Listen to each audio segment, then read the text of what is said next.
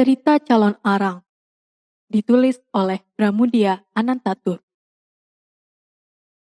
Pertama, Kerajaan Daha di zaman Erlangga. Adalah sebuah negara, Daha namanya. Daha yang dulu itu kini bernama Kediri. Negara itu berpenduduk banyak, dan rata-rata penduduk makmur. Panen Pak Tani selalu baik, karena tanaman jarang diganggu hama. Tiap-tiap sore, anak-anak muda berlatih keprajuritan di alun-alun, dan ada kalanya diadakan pertandingan antara seorang bakal perwira dengan seekor banteng yang digalakkan.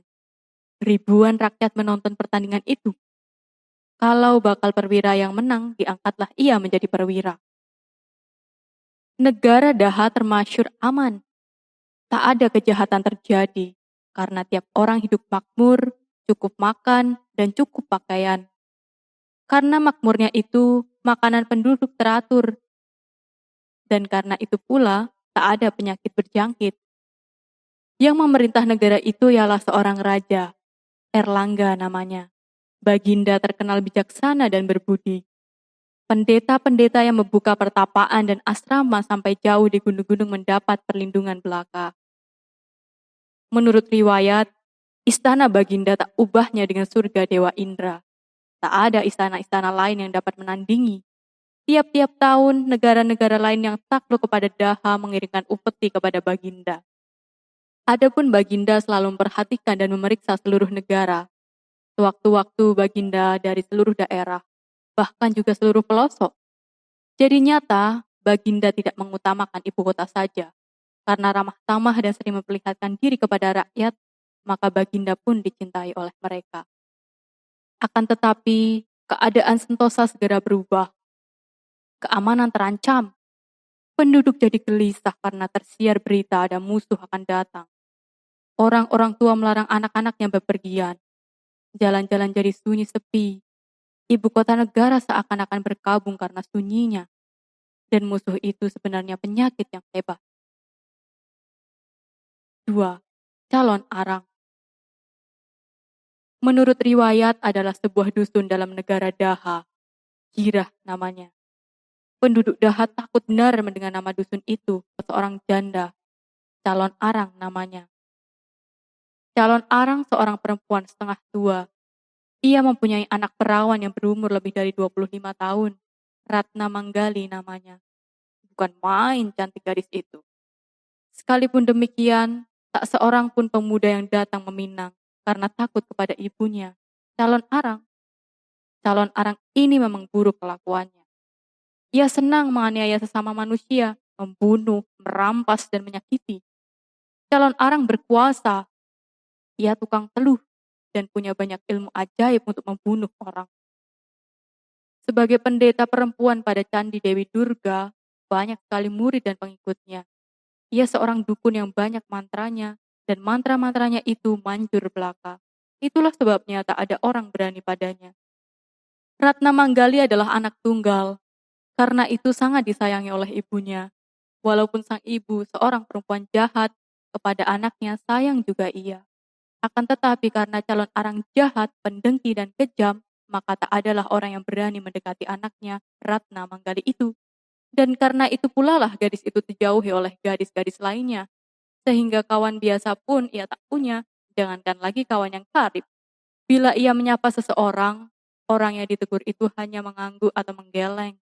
Tak ada yang mau bicara dengan dia. Karena kalau salah mulut, mungkin calon arang marah dan celakalah orang yang menimbulkan marah. Kalau Ratna Manggali pergi berjalan-jalan, biasanya orang menundukkan kepala bila bertemu dengan dia. Dan kalau Ratna telah jauh, mereka pun mempercakapkannya. Itulah Ratna Manggali, anak calon arang. Hati-hati dengan dia. Kau tak boleh sembarangan. Oh, itukah Ratna Manggali? Ngeri aku melihatnya. Bukan satu dua orang saja mempercakapkan seperti itu. Hampir semua orang. Malah seluruh negeri mendengar belaka namanya dan juga nama ibunya si calon arang itu. Bahkan pun anak-anak kecil. Ya, sampai-sampai kepada kakek-kakek dan nenek-nenek semua tahu betapa jahatnya pendeta perempuan itu. Betapa busuk namanya sebagai tukang sihir yang menyebar penyakit dan merusak bagi sesama manusia. Lama-lama marahlah calon arang karena tak banyak orang yang suka padanya. Dari murid-muridnya itu banyak mendengar bahwa anaknya jadi buah percakapan, karena tak juga diperistri orang, bukan main marahnya. Sifatnya yang jahat pun tumbuhlah. Ia hendak membunuh orang sebanyak-banyaknya supaya puaslah hatinya. Setelah niatnya pasti, dipanggil semua muridnya.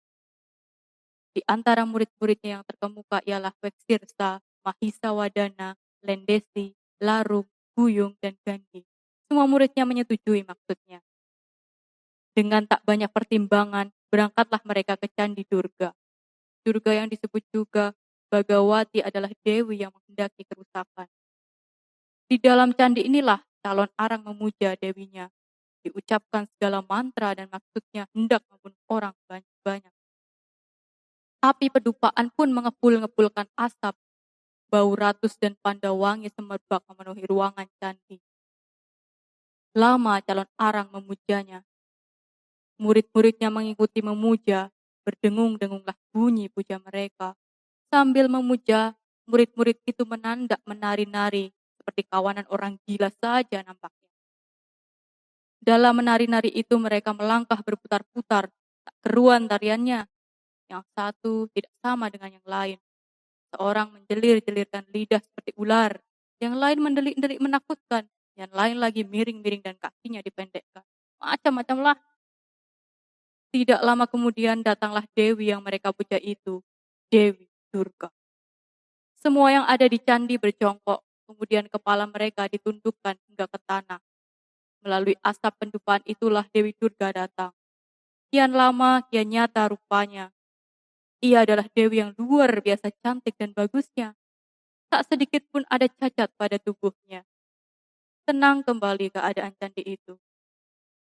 Calon arang anakku, kata sang Dewi.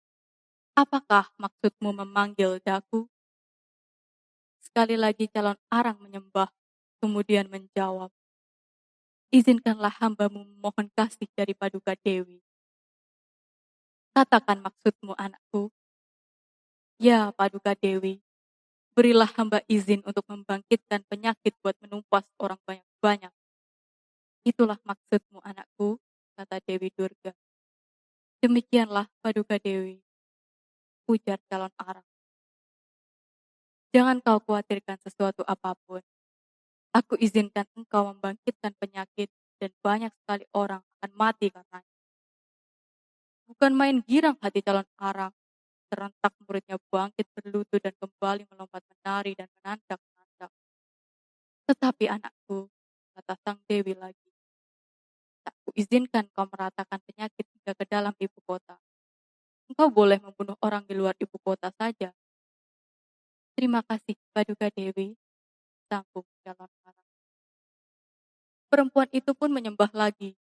Semua muridnya turut menyembah lagi. Waktu mereka mengangkat kepala masing-masing dan memandangi pedupaan, Dewi Durga sudah tak ada. Dewi yang mereka puja telah menghilang. Bukan main girang hati perempuan itu bersama murid-muridnya. Mereka pulanglah ke desa Girang. 3. Empu Barada. Menurut cerita orang tua-tua, pada waktu itu ada seorang pertapa. Ia bergelar empu. Empu artinya guru. Ia bernama Barada. Orang-orang menyebutnya Empu Barada. Empu Barada orang yang saleh dan taat benar pada agamanya. Ia selalu bertakwa pada dewanya. Sudah lama ia berasrama di Lemah Tulis, dan di sana pula ia tinggal. Dusun itu terletak di pegunungan. Karena sang empu sangat taat pada agamanya, penduduk dusun sujud belaka padanya. Lagi pula ia selalu ramah, senang menolong orang sengsara, dan tak pernah menolak bila orang datang minta tolong. Sang empu sungguh berbeda dengan calon arang. Menolong orang adalah pekerjaan yang sangat diutamakan. Karena itu, lama-kelamaan, penduduk dusun Lemah Tulis menganggapnya sederajat dengan dewa-dewa. Malah, ada juga yang menganggapnya sang dewa sendiri yang menjelma sebagai manusia. Selain penolong, pengasih, dan penyayang pada sesama manusia, ia pun orang pandai dan banyak belajar. Weda-weda habis dibaca dan dipelajarinya. Weda adalah kitab suci yang orang beragama Hindu. Empu Baradah bertapa terus-menerus. Karena itu penduduk desa pun percaya beliau kekasih para dewata. Demikianlah sang empu itu. Empu Baradah punya istri dan seorang putri yang cantik, sedang remaja putrinya. Gadis itu Wedawati namanya. Wedawati jadi bunga yang semerbak di lemah tulis. Bukan karena kecantikannya saja. Ia pun dihormati oleh penduduk selingkungan asrama, di kampung, dan di sawah serta di ladang, di hutan, dan di lapangan-lapangan tempat anak-anak mengembala binatangnya. Ia jadi bunga bukan karena kecantikannya saja. Selain molek, ia pun ramah seperti ayahnya. Tak mau ia merugikan orang lain, tak mau ia menyedihkan sesama manusia. Malah, ia ingin membahagiakan semua orang, besar kecil, tua muda, tidak ada kecualinya. Ia ingin membahagiakan semua orang kalau bisa. Ia sudah bekerja, cekatan pula. Semua tingkah lakunya jadi buah percakapan dan dibuat contoh oleh gadis-gadis di seluruh lemah tulis. Pada suatu hari, Ibu Wedawati jatuh sakit. Lama-kelamaan sakitnya kian menjadi-jadi. Kadang-kadang ia mengigau dan memanggil-manggil Wedawati. Sekalipun gadis itu ada di sampingnya. Segala obat yang dicobakan padanya batal. Mantra-mantra Empu Baradah pun tak berguna sama sekali. Sang empu berpendapat, sampailah sudah hidup istri yang sangat dicintainya itu. Karena itu, ia pun memuja pada dewa-dewanya, memohon agar istrinya diterima dengan baik di surga. Dan benar juga, beberapa hari kemudian meninggallah Ibu Wedawati. Gadis remaja putri itu menangis dan menangis ditinggal mati ibunya. Ia begitu cinta pada ibunya itu, dan ibunya begitu cinta padanya. Biasanya barang kemana ibunya pergi ia mengikut, dan kalau hujan turun sore-sore dan mereka tak bisa jalan-jalan, berceritalah ibunya tentang segala macam dongeng. Sekarang ibunya telah meninggal, siapa tak akan bersedih hati? Siapa lagi yang akan bercerita begitu indah kepada Wedawati? Siapa lagi yang akan mengasihinya? Lalu dengan terseduh-seduh dirangkulnya mayat ibunya, dan barang siapa yang melihat keadaan itu, mau tak mau mengucurkan air mata. Ya, siapa lagi yang mengasihi daku? Tangisnya. Ayah kan masih ada, hibur ayahnya. Tapi gadis itu menangis juga. Siapakah yang akan mencintaiku sekarang? Tatapnya lagi. Lalu sang empu tak tahan lagi melihat tingkah laku anaknya. Dirangkulnya Wedawati, diusap-usapnya rambut dan pipi anaknya yang piatu itu, sambil mengucurkan air mata. Tetapi gadis itu tetap juga menangis. Ya Dewata, ratapnya. Izinkan daku turut mati bersama ibuku. Akan tetapi permohonannya tidak dikabulkannya. Ia masih harus hidup lama lagi. Dan karena ia terlalu banyak menangis, matanya jadi merah, pelupuknya bengkak. Segera mayat ibunya disucikan. Sudah itu dibawa ke kuburan untuk ditanam. Maka selesailah penguburan itu. Dan orang-orang yang melayat pulanglah ke rumah masing-masing. Beberapa waktu setelah istrinya meninggal, Empu Baradah beristri lagi.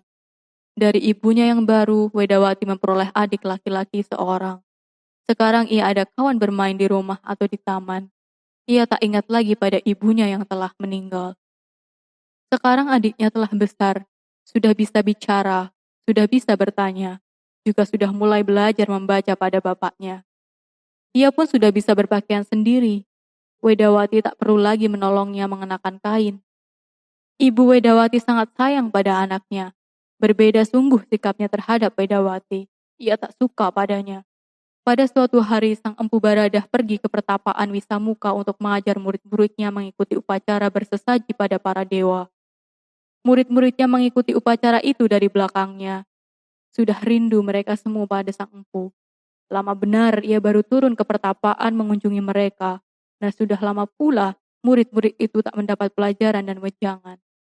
Kemudian setelah bersesaji, sang empu duduk bersila dalam kepungan murid-muridnya. Karena itu tak dapat ia buru-buru pulang ke lemah tulis. Di lemah tulis, sibuklah Wedawati bekerja. Ia gadis yang suka bekerja. Ia tak senang duduk bermalas-malas, apalagi bertopang dagu dan tak tentu yang dipikirkan. Sudah lama ibu tirinya ingin agar ia pergi dari rumah. Ia ingin agar semua kasih sang empu jatuh padanya dan anak lelakinya. Karena itu dicari-carinya alasan untuk memarahi Wedawati. Sebentar kemudian ributlah dalam asrama itu. Ibu tirinya memarahi semau-maunya. Bukan main bingung Wedawati mendapat marah yang hebat itu. Ia tak merasa bersalah, tetapi dilabrak terus. Pada para tetangga, ibunya bercerita yang bukan-bukan tentang dirinya. Tak tahan ia, air matanya bercucuran. Menangis ia tersedan-sedan. Ia terkenang kembali ibunya yang sudah tidak ada. Ia pun terkenang pada ayahnya, tapi ia tak menceritakan kebengisan ibu tiri kepada ayahnya. Bukan main sedih dan iba hati Wedawati waktu itu. Dengan air mata bercucuran ditinggalkannya asrama itu. Berat hatinya pergi. Betapakan tidak, di sana ia dilahirkan, di sana pula ia dibesarkan, di sana pula ia bergaul dengan kawan-kawannya yang bersikap manis terhadap dirinya. Perlahan-lahan ia pun berangkatlah menuju keluar desa ke kuburan ibunya. Sepanjang jalan ia tetap menangis. Banyak orang melihat padanya, tetapi ia tidak peduli. Di tanah lapang tempat anak-anak gembala menggembala binatangnya, ia ditegur oleh seorang di antara mereka. "Kak Wati, mengapa kakak menangis?" Wedawati hanya memandang sebentar pada gembala kecil itu. Pertanyaan itu membuat ia tambah sedih. Buru-buru ia meneruskan perjalanan. Kemudian ramai-ramai anak-anak gembala memburunya. Ramai-ramai pula mereka bertanya, "Mengapa kakak menangis? Adakah kakak membutuhkan pertolongan kami?" "Tidak, tidak," jawab Wedawati pendek. "Mengapa kakak menangis?" Wedawati tambah mencepatkan jalannya. Tetapi anak-anak gembala itu terus juga mengikutinya. Masing-masing ingin menolong. "Tidak anak-anak, aku tak ingin ditolong," Wedawati menjawab setelah dapat menahan tangisnya. "Baliklah engkau semua, nanti binatangmu dimakan macan." "Betul-betul Kak Wati tak ingin ditolong?" "Tidak." Barulah anak-anak gembala itu kembali ke padang rumput, di tempat binatang mereka makan. Sampai dekat kuburan, duduklah Wedawati di bawah sebatang pohon beringin yang rindang. Ia lelah, keringat bermanik-manik di keningnya. Tiba-tiba ia tertegak. Ia melihat orang terbujur di sampingnya. Diperhatikannya benar-benar. Orang itu tak bergerak-gerak. Didekatinya. Nyatalah bahwa yang terbujur itu bukanlah orang tidur, tetapi mayat. Bukan seorang saja, 3 banyaknya. Tak tahulah Wedawati mengapa orang-orang itu meninggal di situ. Sebenarnya mereka itu adalah satu keluarga yang melarikan diri dari daerahnya karena takut kepada teluh calon arang. Tetapi teluh itu sudah mengenai mereka. Mayat yang seorang perempuan, di samping anaknya yang masih kecil merangkak-rangkak. Masih hidup anak kecil itu. Sebentar dipeluknya emaknya. Sebentar pula dicari-carinya susu emaknya. Kadang-kadang diisapnya juga. Tentu saja tak keluar air susu dari dada orang mati. Tetapi anak kecil itu tak menangis karena kecewa. Ia bergerak terus, tak tinggal diam saja. Melihat keadaan seperti itu, hilang lenyaplah kesedihan Wedawati. Anak kecil ini lebih sengsara daripada aku, pikirnya. Kesedihannya itu lenyap karena melihat anak kecil seorang diri ditinggal mati oleh ibunya itu. Tetapi ia menangis lagi. Bukan menangis karena perlakuan ibu tiri terhadapnya, tidak.